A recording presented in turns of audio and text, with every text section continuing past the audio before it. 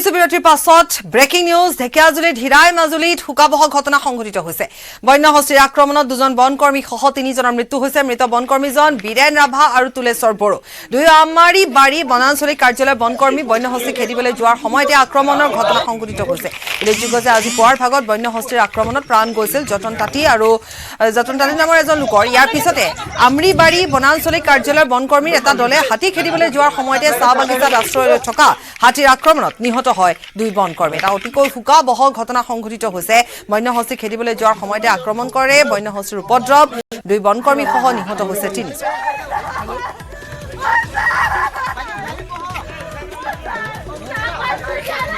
বনকৰ্মীসকলৰ মাজত শোকস্তব্ধ হৈ পৰিছে আছিলে তেওঁলোকৰ সহকৰ্মী আৰু এই সহকৰ্মীৰ হাতীয়ে গছকি যেহেতু মৃত্যু হৈছে আমি কৈছোঁৱে যে পুৱাই হাতীৰ আক্ৰমণত এজন লোকৰ মৃত্যু হৈছিলে আৰু সেই সময়ছোৱাতে তাত বনকৰ্মীৰ লোকসকল উপস্থিত হৈছিলেগৈ আৰু দুজন বনকৰ্মীৰে তাত মৃত্যু ঘটিল এটা অতিকৈ শোকাবহ ঘটনা আৰু যিসকল বনকৰ্মী তাত আছে তেওঁলোকৰ মাজতে এতিয়া এনেধৰণে তেওঁলোকে শোকত বিবল হৈ পৰিছে কাৰণ তেওঁলোকৰ চকুৰ সন্মুখে যিহেতু ঘটনাটো সংঘটিত হৈছে গতিকে তেওঁলোক শোকত বিবল হৈ পৰিছে এটা অতিকৈ আমি কৈছোঁ ঢেকিয়াজুলিত হিৰাই মাজুলীত এই শোকাবহ ঘটনাটো সংঘটিত হৈছে বিগত দিনৰে পৰা তাত বন্য হস্তীৰ উপদ্ৰৱ চলি থাকে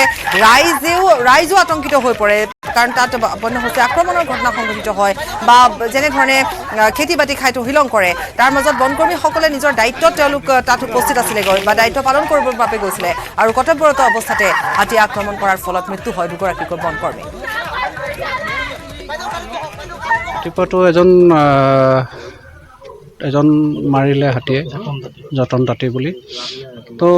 পিছত আমি ইয়াতে ডিউটি কৰি আছিলোঁ তাৰ আমাৰী বাৰী ৰেঞ্জৰ মানে চেণ্ট্ৰেল ৰেঞ্জ আমাৰী বাৰীৰ টিমো আহিছিলে আমাক সহায় কৰাৰ কাৰণে আহি আমি হেৰি কৰি থাকোঁতে হাতীটো খেদি আহোঁতে ৰক্ষা কৰিব যাওঁতেই হাতীয়ে আমাৰ আটাইতকৈ মানে ডিভিজনৰ মানে দক্ষ বনকৰ্মী দুজন নিহত হ'ল নদী পাৰ হোৱা বুলি আমাৰ যিটো খবৰ মতে নদীখন পাৰ হৈছে নদীৰ মানে খুঁটিটো পাৰ হৈছে যথেষ্ট পদক্ষেপ লৈ আছে আমি একচুৱেলি ডিভিজনৰ আমাৰ সদৰ ৰেঞ্জ আমাৰী বাৰী ৰেঞ্জ আমি সকলো ৰাতিপুৱাৰ পৰা আপোনালোকে নিশ্চয় দেখিছেই আমি সকলোৱে একত্ৰিতভাৱে আমি কাম কৰি আছিলোঁ দুৰ্ভাগ্য আমাৰ অতি নিষ্ঠাৱান বনকৰ্মী দুজনক হেৰুৱালোঁ আমি নিজৰ এক প্ৰতিবেদনৰ ঢেকিয়াজুলিৰ হিৰাই মাজুলীত এক শোকাবহ ঘটনা বন্য হস্তীৰ আক্ৰমণত ইয়াত তিনিজন লোকে প্ৰাণ হেৰুৱাব লগা হৈছে দুজন বনকৰ্মী আৰু এজন ইয়াৰে স্থানীয় লোক বনৰীয়া হাতীৰ আক্ৰমণত নিহত হ'ব লগা হৈছে আজি কাহিলি পুৱাতেই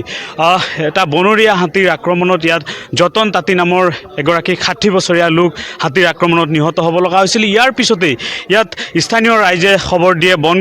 বন কৰ্মীসকলক লগে লগে ইয়াত বনকৰ্মীৰ দল উপস্থিত হয় আৰু এই যি বনৰীয়া হাতী চাহ বাগিচাৰ মাজত আশ্ৰয় লৈ আছিল সেই হাতীটোক নিৰীক্ষণ কৰি আছিল বনকৰ্মীৰ দলে সেই হাতীটোক নিৰীক্ষণ কৰি থকা বনকৰ্মীৰ দলৰ ভিতৰতে দুজনকৈ বনকৰ্মী ইতিমধ্যে বন্য হস্তীৰ আক্ৰমণত নিহত হ'ব লগা হৈছে মই কথা পাতিম স্থানীয় এগৰাকী লোক আছে কি ক'ব এক শোকাবহ ঘটনা বহুত মৰ্মান্তিক ঘটনা হৈছে আজি আমি বহুত দুখিত আমাৰ ৰাতিপুৱা 4:30 বজাতে আমাৰ স্থানীয় যতীন তাঁতী নামৰ ব্যক্তিজনক তেওঁ মানে শুই পেলাই উঠোতে ৰাস্তাতে তেওঁক হাতী আগুচি ধৰি পেলাই মৃত্যুবৰণ কৰিলে তাৰপিছতে ওচৰত গাঁৱতে বাগানত হাতীটো আছিলে ঠিক 15 মিনিট আগতে মানে ফৰেষ্টৰ ফালৰ পৰা ৰাতিপুৱা ফৰেষ্টৰ মানুহ আহিছিলে কিন্তু 15 মিনিট আগতে ফৰেষ্টৰ মানুহ গোটেইখিনি মানুহ হাতীক মানে উৎপাতত দেখি তেওঁলোকে হাতীক খেদিবলৈ যাওঁতে এটা হাতী যিটো হাতী আছিলে দতাল হাতীটোৱে প্ৰহাৰ কৰি পেলাই দুজন ফৰেষ্টক ইতিমধ্যে মৃত্যুবৰণ কৰিছে বুলি আমি গম পাইছোঁ আৰু প্ৰত্যক্ষদৰ্শী আমি দেখিছোঁ যে যিভাৱে হাতী উদ্ভণ্ডালি কৰি আছে সঁচাকৈ গাঁৱত এক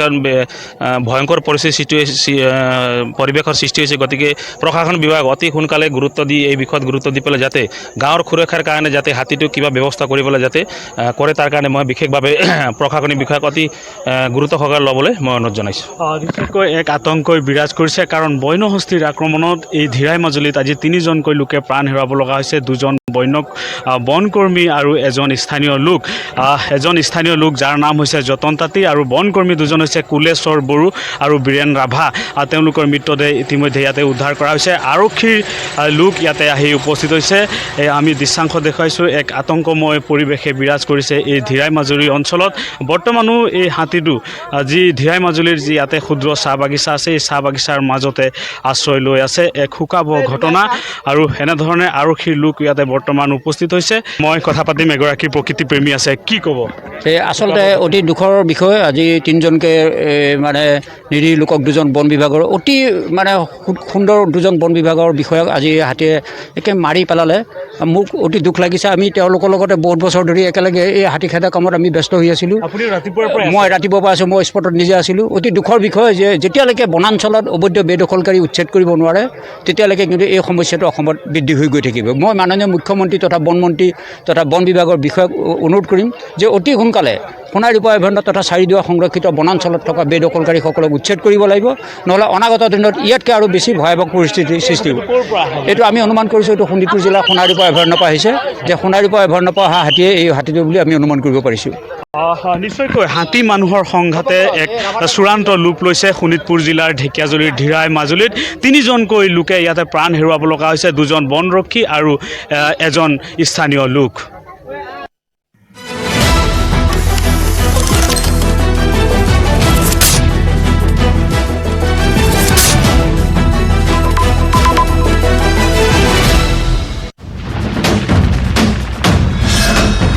ভাৰতৰ গৌৰৱ গোটেই বিশ্বতেই ইয়াৰ সন্মান ষ্ট্ৰং মানে মাইথান ষ্টীল প্ৰব্ৰজনকাৰীসকলক নিজ দেশলৈ প্ৰেৰণ কৰিবলৈ চেষ্টা কৰিছিল কিন্তু ব্ৰিটিছ উচ্চতম ন্যায়ালয়ৰ হস্তক্ষেপত তেওঁৰ সেই কাম সমাধা কৰিব নোৱাৰিলে আৰু প্ৰব্ৰজনকাৰীসকল ইংলেণ্ডতে থাকি গ'ল এইবাৰ কিন্তু ঋষি সুনক বদ্ধপৰিকৰ হোৱা পৰিলক্ষিত হৈছে তেওঁ কৈছে কোনো আন্তঃৰাষ্ট্ৰীয় আদালতৰ হস্তক্ষেপত এই যি প্ৰক্ৰিয়া এই প্ৰক্ৰিয়া বন্ধ নহয় ব্ৰিটেইনত অবৈধভাৱে বসবাস কৰি থকা ৰাৱাণ্ডাৰ লোকসকল ব্ৰিটেইন ঘূৰি যাবই লাগিব ৰাৱাণ্ডা হৈছে মধ্য আফ্ৰিকাৰ এখন দেশ আৰু ৰাৱাণ্ডাৰ জনসংখ্যা হৈছে প্ৰায় 1,30 লাখ আৰু এই দেশখনৰ লোকসকলে বিভিন্ন সময়ত ইংলেণ্ডত প্ৰৱেশ কৰি আহিছে ইয়াৰ বিপৰীতে ভাৰতবৰ্ষও কিন্তু এই ধৰণৰ অবৈধ প্ৰব্ৰজনৰ যোগেদি জড়িত ভাৰতবৰ্ষৰ বিশেষকৈ অসম আৰু পশ্চিমবংগত চুবুৰীয়া বাংলাদেশৰ পৰা বিভিন্ন কালখণ্ডত বহু লোকে প্ৰৱেশ কৰিছে কিন্তু ভাৰতবৰ্ষই বাংলাদেশৰ সৈতে আজিকোপতি দ্বিপাক্ষিক চুক্তি কৰি সেই লোকসকলক বিতৰণ কৰাৰ ব্যৱস্থা আৰম্ভ কৰা পৰিলক্ষিত নহল ৭০ দশকৰ শেষৰ ফালে তদানীন্তন ভাৰতৰ প্ৰধানমন্ত্ৰী মোৰাৰজী দেশাই এই বিষয়টো উত্থাপন কৰিছিল বাংলাদেশৰ সৈতে কিন্তু ফলপ্ৰসূ কোনো ব্যৱস্থা গ্ৰহণ কৰিব পৰা নগল তাৰ পিছত কিন্তু কোনো এজন ভাৰতৰ প্ৰধানমন্ত্ৰীয়ে এই বিষয়টো বাংলাদেশৰ প্ৰধানমন্ত্ৰীৰ দৃষ্টিগোচৰ কৰা আনুষ্ঠানিকভাৱে পৰিলক্ষিত হোৱা নাই অসমৰ বেলিকা দেখা পোৱা গৈছে 1971 চনক ভিত্তিবৰ্ষ হিচাপে গণ্য কৰি 71 চনলৈকে বাংলাদেশ বা ইষ্ট পাকিস্তানৰ পৰা অহা লোকসকলক বৈধতা প্ৰদান কৰা হ'ল বা নাগৰিকত্ব প্ৰদান কৰা হ'ল তাৰ পিছত এখন বিশেষ আইন প্ৰণয়ন কৰি চুবুৰীয়া দেশৰ পৰা অহা আন সকল লোকক নাগৰিকত্ব প্ৰদান কৰাৰ পথ প্ৰশস্ত কৰা হ'ল ভৱিষ্যত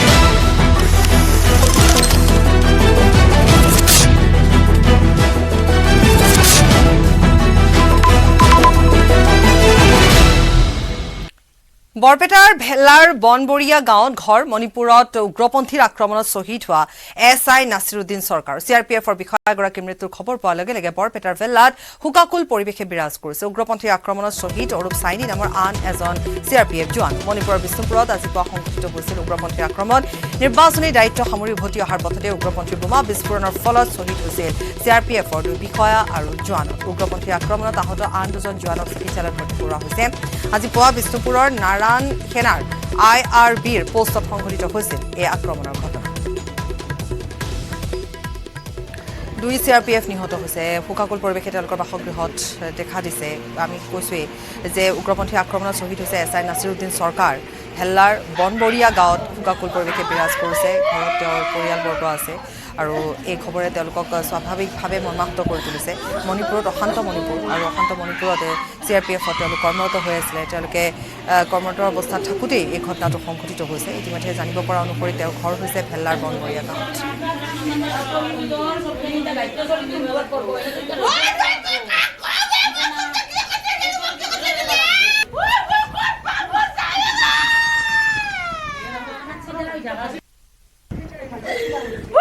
বৰপেটাৰ ভাল্লাত ঘৰ আমি পুনৰবাৰ কৈছোঁ যে উগ্ৰপন্থীৰ আক্ৰমণত শ্বহীদ হৈছে SI নাছিৰুদ্দিন চৰকাৰ আজি পুৱাৰ ভাগতে এই আক্ৰমণৰ ঘটনা সংঘটিত হয় পুৱাৰ ভাগতে বোমা বিস্ফোৰণত আন এগৰাকী অৰুণ চাইনী নামৰ আন এগৰাকী লোকৰো আন এগৰাকী জোৱানৰো মৃত্যু হৈছে মই ৰাতিপুৱা গম পাইছোঁ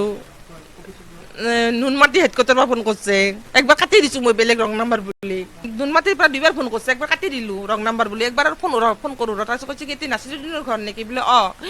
তেখেতৰ ঘৰ এড্ৰেছ কোকৰাঝাৰত নেকি বোলে নহয় আমি ইয়াত বহুত বছৰ হ'ল থাকিব এনেকৈ ক'লোঁ ঘৰ পাতি কৰিছোঁ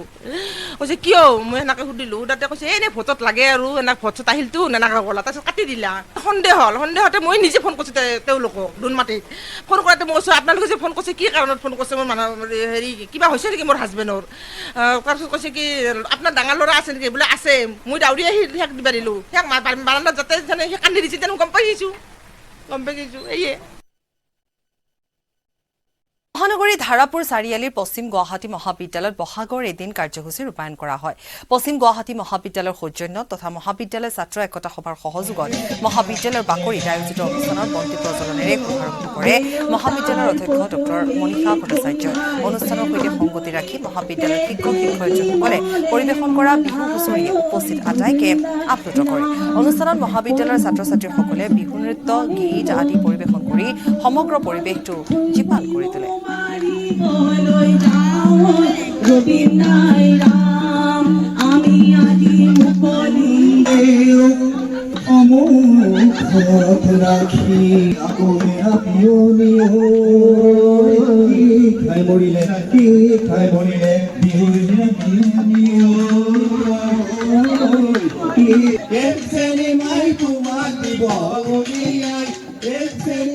ৰঙালীৰ এটা এনেকুৱা ৰংময় পৰিস্থিতিৰ মাজত আমাৰ ছাত্ৰ ছাত্ৰী শিক্ষক শিক্ষয়িত্ৰীসকলে কিছু সময় যদি আমি এনেকুৱা ধৰণৰ এটা ব্যতিক্ৰমী অনুষ্ঠানৰ দ্বাৰা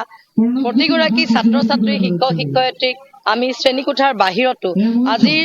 যি জাতীয় জীৱনৰ আমাৰ যি জাতীয় বিহুৰ যি চিনাকি এই চিনাকিৰে যদি আমি আলোকিত কৰিব পাৰোঁ তেওঁলোকক সজাগ কৰিব পাৰোঁ তেনেকুৱা এটা সামান্যতম এটা প্ৰয়াস আছিল বিহুৰ মন আমাৰ এতিয়া গোটেই বহাগটোৱে আমি বিহু বুলি ভাবোঁ আৰু এনেকুৱা কৰ্মব্যস্ততাৰ মাজত অকণমান মুকলি মনেৰে চবেই ফূৰ্তি কৰাটো বিচাৰিছিলোঁ আৰু এইটো কৰিছে আমি খুব ভাল পাইছোঁ হাতীগাঁও আৰক্ষী জেলৰ প্ৰবঞ্চকৰ গেং ঋণত গাড়ী লৈ দিয়া আৰু গাড়ী লিজত দিয়াৰ নামত চক্ৰটোৱে বহু গাড়ী বিক্ৰী কৰিছিল বহিৰাজ্যত গেংটোৰ 4 সদস্যক গ্ৰেপ্তাৰ কৰাৰ বিপৰীতে আন কেইবাজনো এতিয়াও পলাতক হৈ আছে আৰক্ষী জালৰ পৰা 4 ধৃত ক্ৰমে শদিয়াৰ অমিত গুপ্তা গুৱাহাটীৰ জাবুৰ ৰহমান মনীষ চেত্ৰী আৰু চৰাইদেউৰ প্ৰিয়ংকা ঋণত গাড়ী ক্ৰয় কৰি দিয়া আৰু সেই গাড়ী লিজত বিভিন্ন কাৰ্যালয়ত দিম বুলি প্ৰতিশ্ৰুতি দি বহু বাহন ডিমাপুৰ অৰুণাচলকে ধৰি চোৰাং চক্ৰক বিক্ৰী কৰাৰ অভিযোগ উত্থাপন হৈছে গেংটোৰ বিৰুদ্ধে অধিক তথ্যৰ বাবে হাতীগাঁও আৰক্ষীয়ে অব্যাহত ৰাখিছে তদন্ত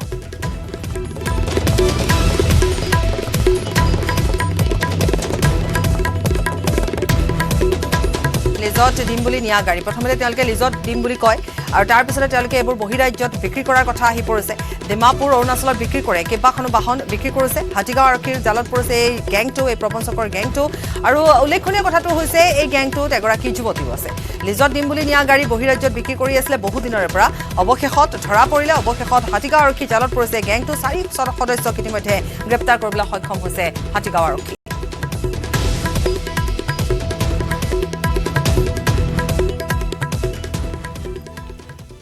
তিনিচুকীয়াৰ টিপং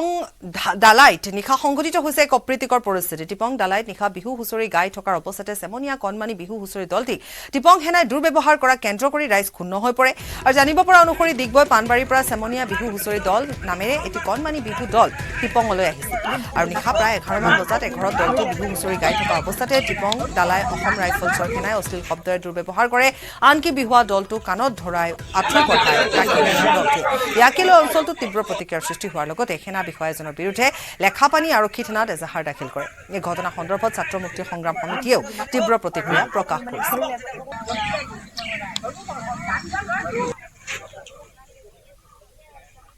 আৰু ইয়াৰে সৈতে দুপৰৰ শিৰোনামৰ পৰা বিদায় লৈছো নমস্কাৰ